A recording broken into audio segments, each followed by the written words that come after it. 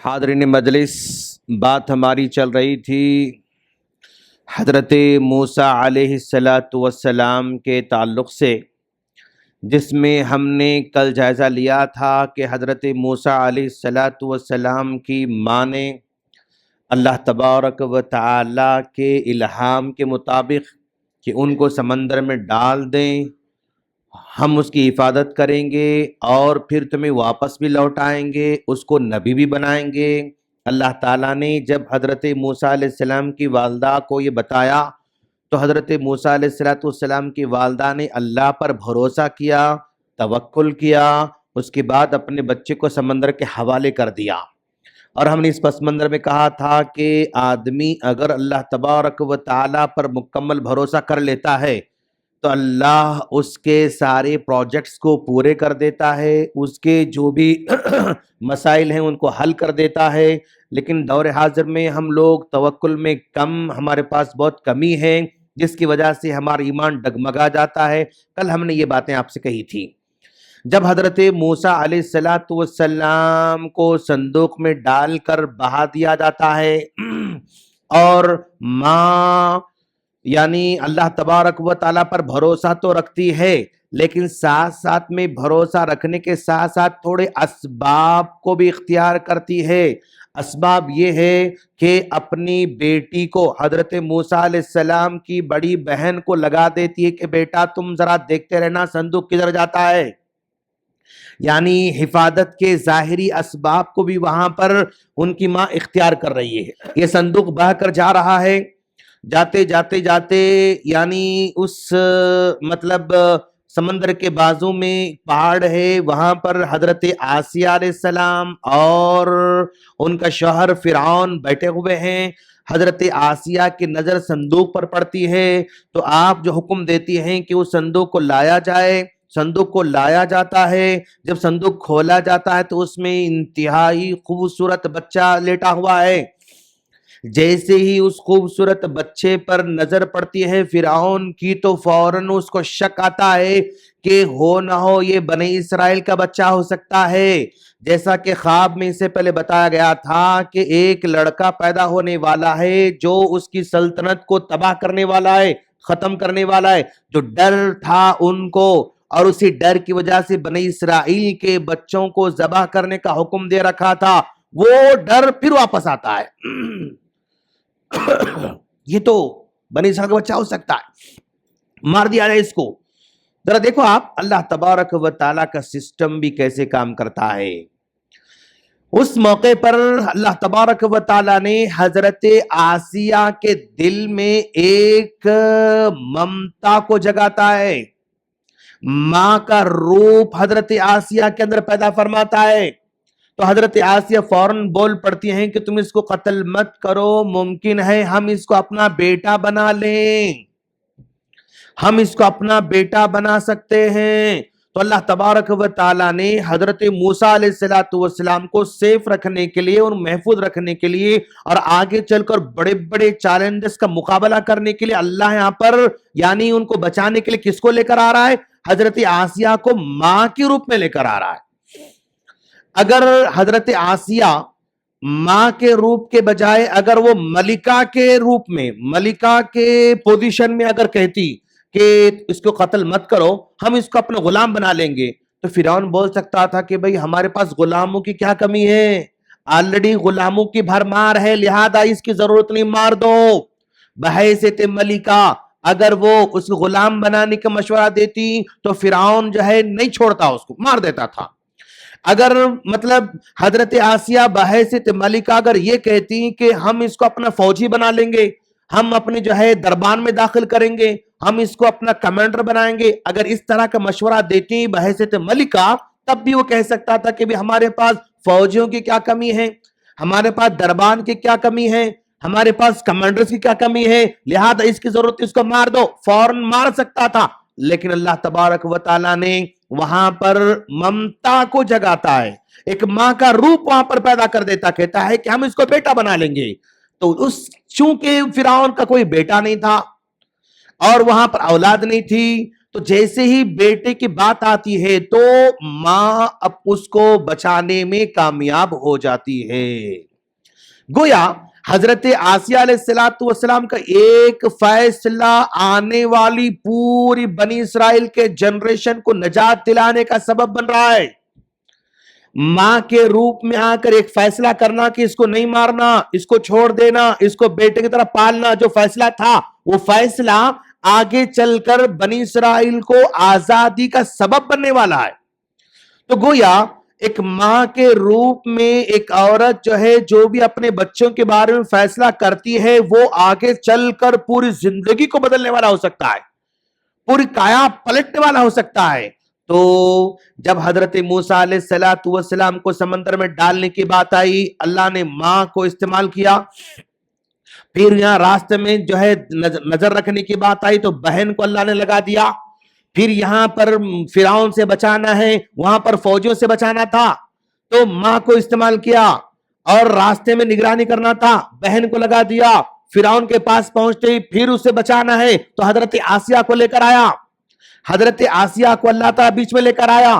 پھر جو ہے یعنی پھر دوبارہ دودھ پلانے کی بات آتی ہے تو بہن نے کہا کہ یہ تو دودھ نہیں پی رہا بچہ، کسی بھی عورت کا دودھ نہیں پی رہا، میں ایک عورت کو جانتی ہوں، اس کو لے کر آؤں گی۔ پھر وہاں پر ان کی بہن کو استعمال کیا، پھر جا کے پھر دوبارہ ماں کو لے کر آیا، پوری پرورش ماں کے ذریعے اللہ کرا دیا۔ پھر یہ حضرت موسیٰ بھاگ کے جاتے ہیں مدین کو تو وہاں پر ان کا کوئی روزگار نہیں تھا، کوئی جاننے والا نہیں تھا، کوئی پہچاننے والے نہیں تھا۔ وہاں پر حضرت شعیب علیہ السلام کے بہنوں کو، بیٹیوں کو ذریعہ بنایا۔ حضرت شعیب علیہ السلام کی بیٹیوں نے جا کر اپنے ابو سے کہا کہ نوجوان نے ہمارے بکریوں کو پانی پلایا ہے اور بہت ہی طاقتور لگتا ہے، امانتدار لگتا ہے، ہمیں اس کا بدلہ دینا چاہیے۔ وہاں پر روزگار کا، رہنے سہنے کا ذمہ داری اللہ نے یعنی شعیب علیہ السلام کی بیٹیوں کے ذریعے اللہ فرماتا ہے۔ تو خلاصہ کلام یہ ہے کہ ایک ماں کا روپ آنے والی جنریشن کو صحیح فیصلہ، صحیح جو ہے یعنی آگے ترقی کرنے کا بہت بڑا ذریعہ بن سکتی ہے۔ مثال ام سلیم رضی اللہ عنہ ہے۔ ام سلیم رضی اللہ عنہ ایک بیٹا ہے انس بن مالک، شوہر مالک ہے، ابھی اسلام قبول نہیں کیا ہے، بس جو ہے ام سلیم ہیں، بیٹا انس ہے، یہ دونوں کے دونوں قرآن پڑھ رہے ہیں، دعائیں پڑھ رہے ہیں، نبی کی بات سن رہے ہیں، فلاں فلاں کر رہے ہیں۔ تو شوہر جو کہ ابھی اسلام قبول نہیں کیا تھا وہ مخالف بن جاتا ہے۔ سلیم تم کیا کر رہی ہو؟ میرے بیٹے کو بددین بنا رہی ہو، میرے بیٹے کو تم نبی کے طریقے پر چلا رہی ہو، نہیں تم ایسا نہیں کر سکتی ہو، تم بے دین ہو چکی ہو، میرے بیٹے کو تم بے دین بنا رہی ہو، ہم تمہیں ایسا کرنے نہیں دیں گے۔ تو حضرت سلیم نے کہا کہ بھائی ہم بے دین نہیں، ہم تو دین پر ہیں، بے دین تم ہو، ابھی تم ایمان نہیں لے کر آئے ہو۔ تو مالک نے کہا دیکھو یا تو مجھے چوائس کرنا یا تو دین کو چوائس کرنا، اگر مجھے شوہر تسلیم کر رہی ہو تو میں جو بولوں گا چھوڑ دینا، تم یہ نہیں یہ ہے ایسے تم ماننا پڑے گا، یا تو دین کو اگر تم لے لو مجھے چھوڑ دو۔ تو حضرت ام سلیم رضی اللہ عنہا نے اپنے لیے اور اپنے بچے کے لیے سوچا کہ ایک طرف شوہر ہے جو زندگی بھر ساتھ جو ہے نبھانے کا ایک معنی میں ضامن ہے، میں بیمار پڑتی ہوں، میں ضرورت پڑتی ہے پیسوں کی، مال کی، حفاظت کی، سیفٹی کی، دنیاوی طور پر ایک ظاہری اسباب اللہ نے شوہر کے روپ میں دے رکھا ہے، اور ادھر ہے ایمان، دین، میرا دین، میری جنت، میرا مستقبل، میرا جو ہے بچہ یہ ہے۔ تو اس نے سوچا کہ بھائی دونوں میں کون سا چوائس کرنا ہوگا، یا دین لینا یا شوہر لینا۔ تو حضرت ام سلیم رضی اللہ عنہا نے اپنے لیے اور اپنے بیٹے کے لیے دین کو چوائس کیا، اور شوہر نے جو ڈیمانڈ کر رکھا تھا کہ ایمان کو چھوڑ دینا، اس کو ریجیکٹ کر کے چھوڑ دیا۔ مطلب ایسا فیصلہ جو کفر کو لینا ہے یا ایمان کو لینا ہے، تو ماں نے کس کو چوائس کیا؟ ایمان کو چوائس کیا، اپنے بچے کے لیے ایمان کو چوائس کیا۔ تو حضرت انس کہتے ہیں کہ میری ماں کا جو فیصلہ تھا میرے بچپن میں ایمان کو چوائس کرنا اور کفر کو چھوڑ دینا، اور پھر میرے بڑے ہونے کے بعد مجھے نبی کے پاس لا کر چھوڑ دینا، یہ میری ماں کا ایسا فیصلہ تھا جو کہ جنت کے راستے پر لے کر جانے والا تھا۔ اگر میری ماں اس وقت ایمان کو چھوڑ دیتی، شوہر کے ساتھ چلی جاتی، تو نہ مجھے جنت مل سکتی تھی، نہ میری ماں کو جنت مل سکتی تھی، لیکن ماں کا ایک فیصلہ وہاں پر پوری طرح زندگی کو بدل دیتا ہے۔ تو آج کی دور میں ایک طرح شوہر ہے، ایک طرح بیوی ہے، تو یہ بیچ میں بچے ہیں، ان بچوں پر سب سے زیادہ اثر یہ ماں کا ہوتا ہے، ماں کا اثر بہت زیادہ ہوتا ہے، لہذا ماں کو اس میں زیادہ کنٹریبیوشن کرنے کی ضرورت ہے۔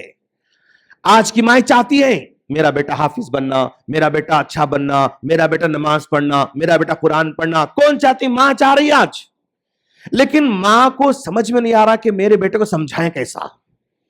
آج ماں چاہتی ہے، دکھ ہے، تکلیف ہے، اس کے پاس درد ہے، تڑپ ہے، میرا بیٹا اچھا ہو جانا، لیکن میرے بیٹے میں جو پرابلمز ہے نا، وہ پرابلمز کو سوالو کون کریں گے؟ میں مول صاحب پاس لے کر جاتی ہوں، مول صاحب ایک بار دو بار تین بار سمجھا سکتے ہیں، لیکن ایک بار دو بار تین بار سے مسئلہ حل نہیں ہوتا۔ میں کسی استاد کے پاس جاتی ہوں، ایک بار دو بار تین بار میں لے جا سکتی ہوں، وہ بھی دو تین بار سمجھائیں گے، لیکن ہر بار وہ بھی نہیں سمجھائیں گے۔ تو ایک ماں کا مسئلہ آج ہے، تو میں نے ایسی ماں کے لیے کتاب لکھی ہے۔ کیا کتاب؟ مائیں اپنے بچوں کو کیسے سمجھائیں۔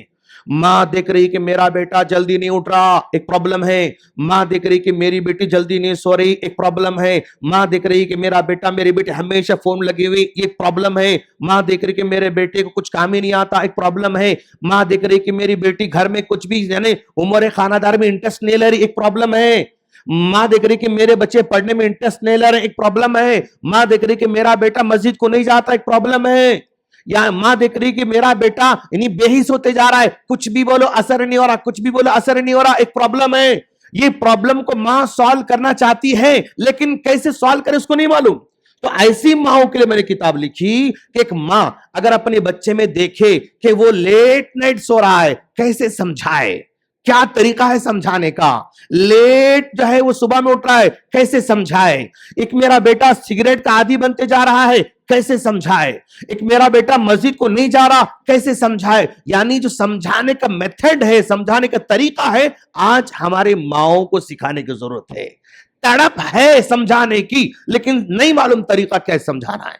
تو آج کی ماؤں کو آج ہمیں یہ سپورٹ کرنا ہوگا۔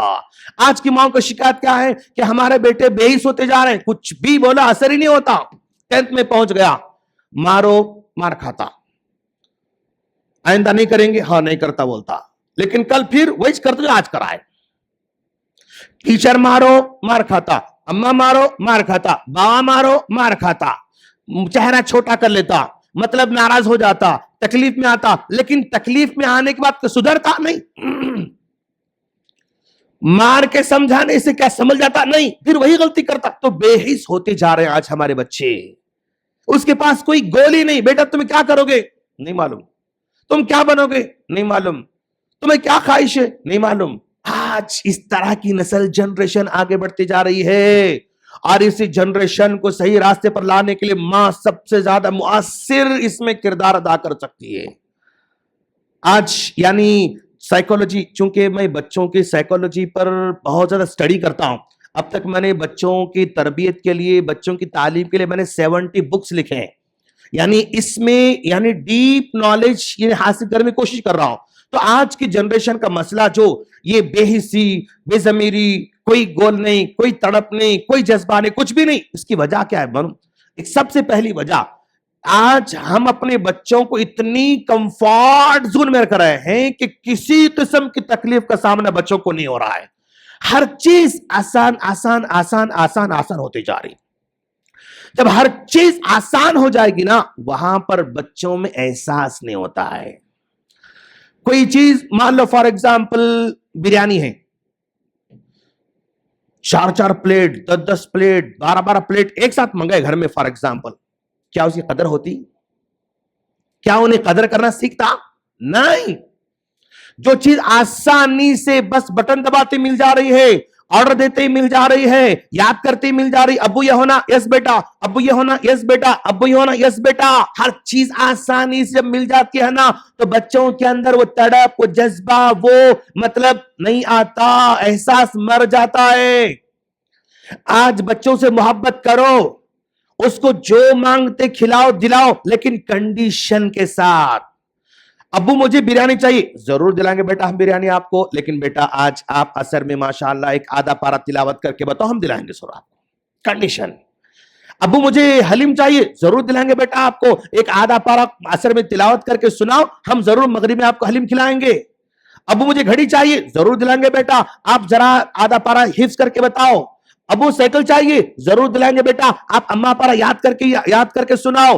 تو اگر ہم کنڈیشن رکھیں گے نا تو بچے کے اندر یہ احساس ہوگا ہمیں کچھ پانے کے لیے کچھ کرنا پڑتا، مجھے کچھ پانا ہے تو کچھ کرنا پڑتا۔ اگر یہ جذبہ آیا، یہ فیلنگ آئے، احساس ہوا تو ہمارے بچے اچھے ہو سکتے ہیں۔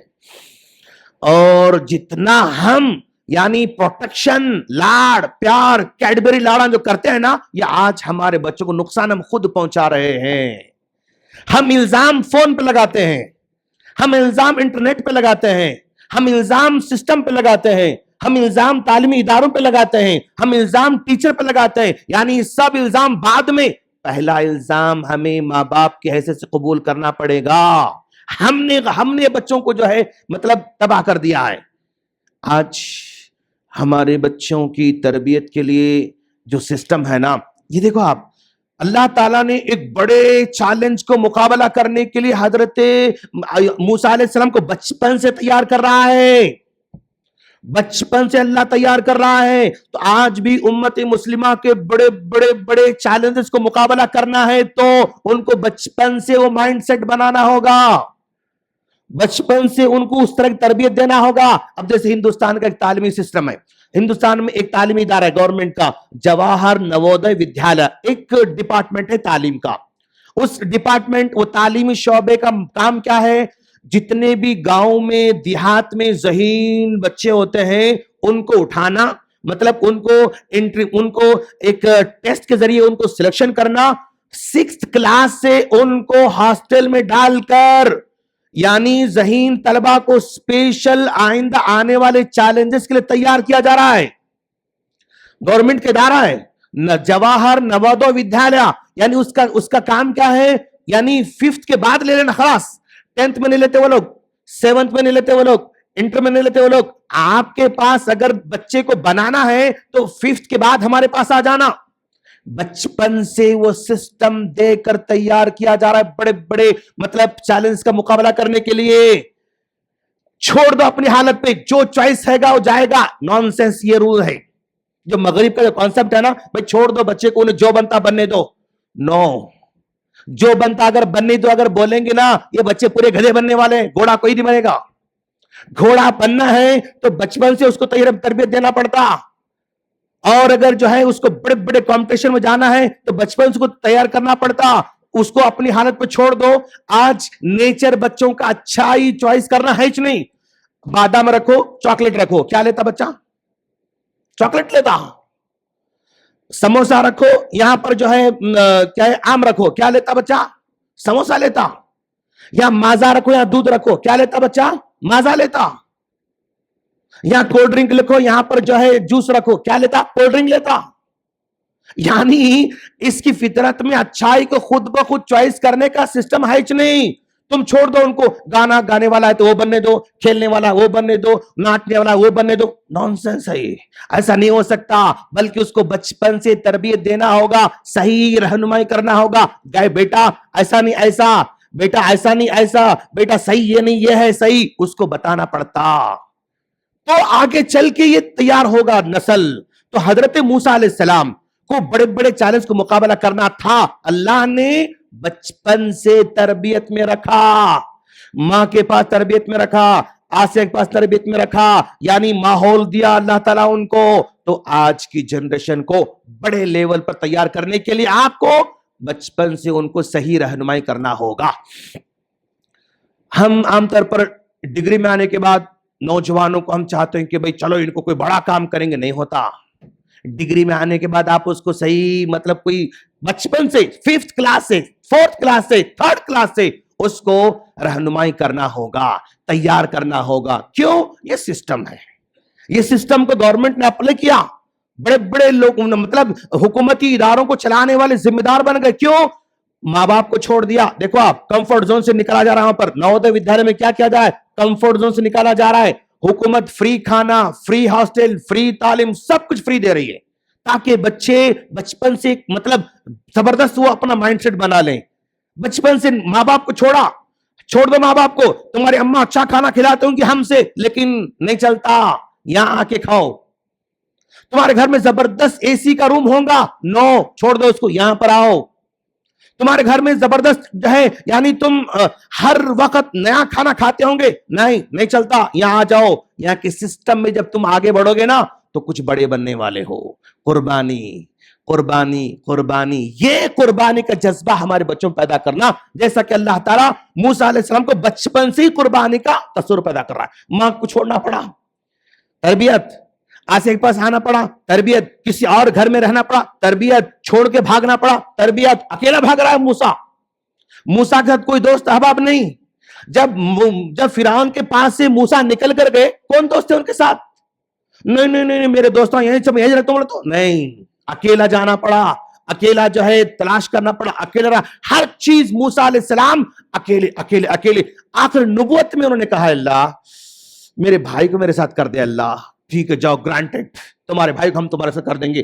मूसा और हारून दो वहां पर मिल गए, वरना उससे पहले पूरी जिंदगी अकेले फाइट कर रहे हैं। अम्मा नहीं, बाबा नहीं, भाई नहीं, बहन नहीं, मामा नहीं, चिचा नहीं, ताया नहीं, लाड़ों का कोई माहौल नहीं, स्ट्रगल। खुलासा कलाम यह है कि माँ का रूप, माँ का जो भी किरदार है ना, नस्ल की तैयारी में बहुत बहुत बहुत इंपॉर्टेंट है। सही फैसला, सही टाइम पे, सही रहनुमाई, सही तरीका, सही माइंडसेट, सही कुर्बानी का जज्बा, ये पैदा करना जरूरी है, वरना ये दुनिया में कोई काम नहीं कर सकेंगे। नहीं, कुछ करने के लिए, कुछ पाने के लिए कुछ खोना पड़ता, बगैर खोए कोई बड़ी चीज नहीं पा सकता। अल्लाह से दुआ है, अल्लाह हम तमाम को दीन को सही तौर पर समझने की तौफीक अता फरमाए और दीन को गहराई समझने की तौफीक फरमाए, और अल्लाह हमारे मसाइल को आसान फरमाए, हमारे बच्चों को नेक बनाए, हमारे बच्चों को सालेह बनाए, और हमारे बच्चों हक में दुआ करने की तौफीक अता फरमाए। आमीन। अस्सलामु अलैकुम व रहमतुल्लाहि व बरकातुहू।